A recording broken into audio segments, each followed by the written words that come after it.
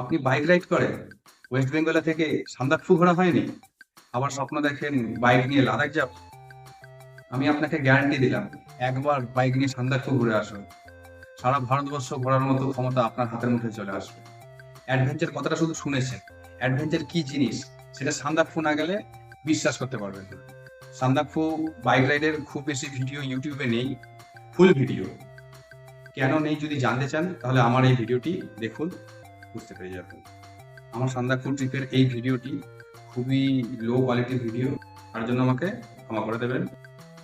11 ফেব্রুয়ারি 2018, রাত্রি 10টা। কলকাতা থেকে আমরা বেরিয়ে পড়ি বাইক নিয়ে শিলিগুড়ির উদ্দেশ্যে। আমাদের রুট ছিল কলকাতা থেকে বর্ধমান হয়ে মোরগ্রাম, আর এখন কৃষ্ণনগর রোডটাই বেস্ট। পরের দিন দুপুর 12টার মধ্যে আমরা শিলিগুড়ি পৌঁছে যাই, আর ঘন্টা তিনেক বাইক চালালেই আমরা মানেভঞ্জন পৌঁছে যেতে পারবো। ওই ভেবে শিলিগুড়িতে না স্টে করে মানেভঞ্জনে গিয়ে নাইট স্টে করি। পরের দিন সকালে আমার ফার্স্ট কাজ ছিল বাইকের এয়ার ফিল্টারটা খোলা, কারণ 13,000 ফিট উঠতে গেলে হর্নেটের পাওয়ার লস হবে। তারপর আমরা 500 টাকা দিয়ে পারমিট করিয়ে আমাদের জার্নি স্টার্ট করলাম।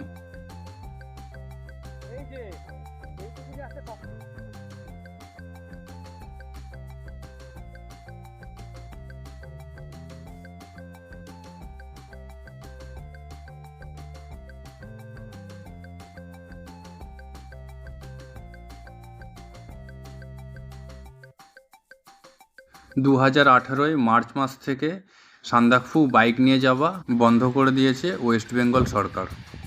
এখন সান্দাকফু আসতে হলে নেপালের এই রাস্তাটা দিয়ে আসতে হবে। আমরা এসেছিলাম এই রাস্তায়। বিকে ভঞ্জনের পরে রাস্তা এতটাই খারাপ, এতটাই হাই যে বাইক দাঁড় করিয়ে রাখা সম্ভবই হচ্ছিল না। আমরা তো ভাবলাম ট্রিপ এখানেই শেষ হয়ে যাবে। তারপর মনে সাহস বাড়িয়ে সব বাধা বিপত্তিকে পেছনে ফেলে আমরা এগিয়ে গেলাম সান্দাকফুর দিকে।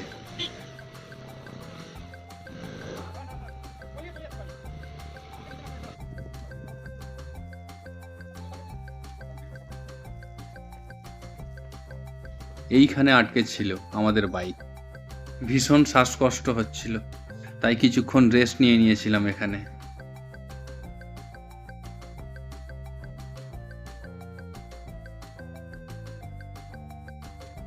তারপর শেষমেশ আমরা সান্দাকফু পৌঁছাই। শেরপা চ্যালেটে একটা রুমও পেয়ে যাই। তখন হোটেল সানরাইজ হয়নি, টেম্পারেচার তখন 1 ডিগ্রি। রাতে আমরা খিচুড়ি চাউমিন খেয়ে সুন্দর ঘুমিয়ে পড়ি। পরের দিনটা যে আরও ভয়ানক হতে চলেছিল সেটা আমরা ভাবতেও পারিনি। উঠবার সময় তো উঠে গেছি সুন্দর, নামবার সময় বাইক তো সোজা খাদের দিকে টেনে নিয়ে চলে যাচ্ছে বারবার। বাইকের স্পিড আর সাউন্ড অরিজিনালি দেওয়া থাকলো, জাস্ট ফিল করুন পুরো ভিডিওটা এরপর।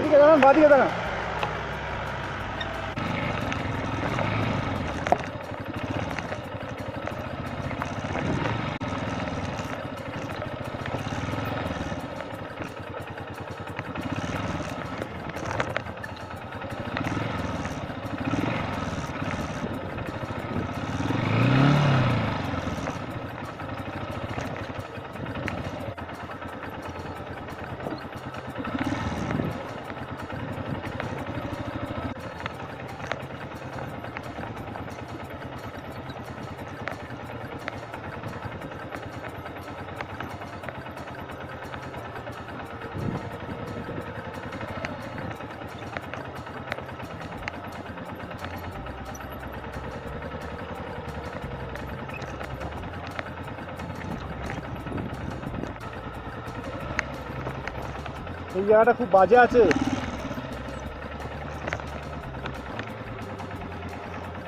আস্তে আস্তে আসুন, এই জায়গাটা খুব বাজে আছে।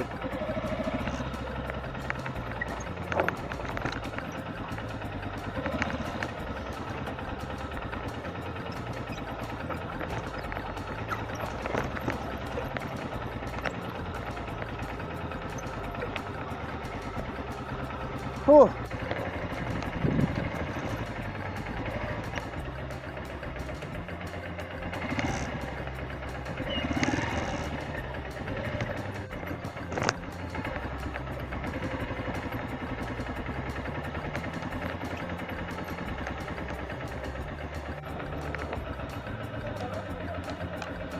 চলুন চলুন, ঠিক আছে চলুন।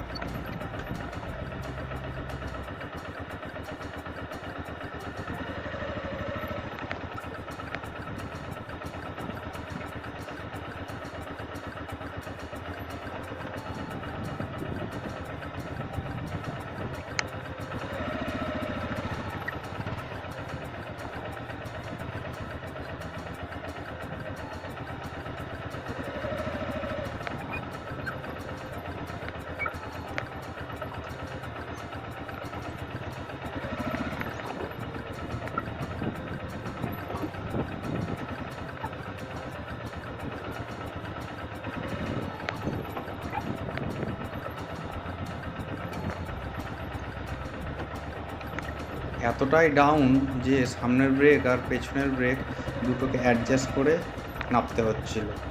পায়ের ব্রেক ভুল করে ছেড়ে দিয়েছিল, সামনের ব্রেক চাপলেই পড়ে যেত।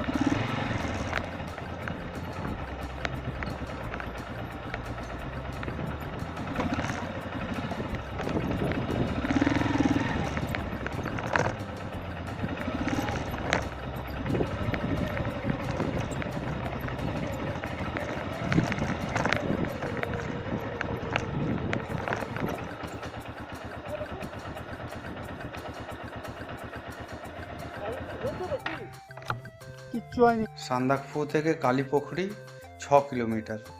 উঠতে সময় লেগেছিল 1.5 ঘন্টা আর নামতে সময় লেগেছে 4 ঘন্টা।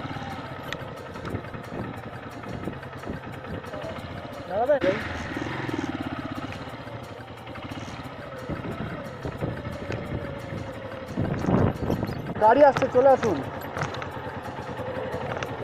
হ্যাঁ, বাদিকে চেপে দাঁড়ায়।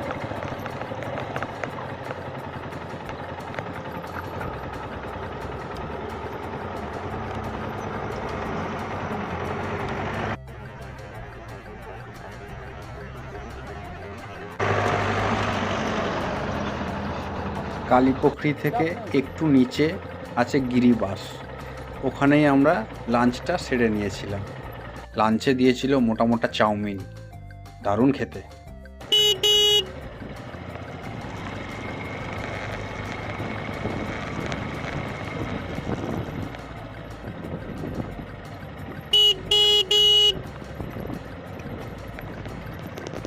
হ্যাঁ, চলো নাবি চলো নাবি।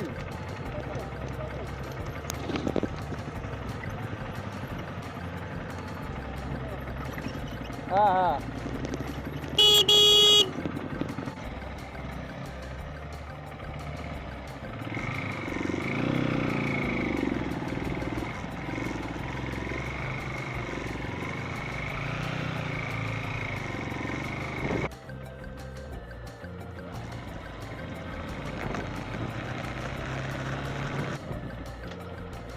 শেষমেশ আমরা মানেভঞ্জনে পৌঁছাই, বিকেল 4টে বেজে যায়। আর একটু এগিয়ে গিয়ে শিলিগুড়িতে আমরা নাইট স্টে করি। তারপরের দিন সারাদিন গাড়ি চালিয়ে সোজা কলকাতা। এইভাবেই আমাদের জার্নি শেষ হয়েছে। খুবই হার্ড জার্নি ছিল। কেমন লাগলো জানাতে ভুলবেন না। নমস্কার।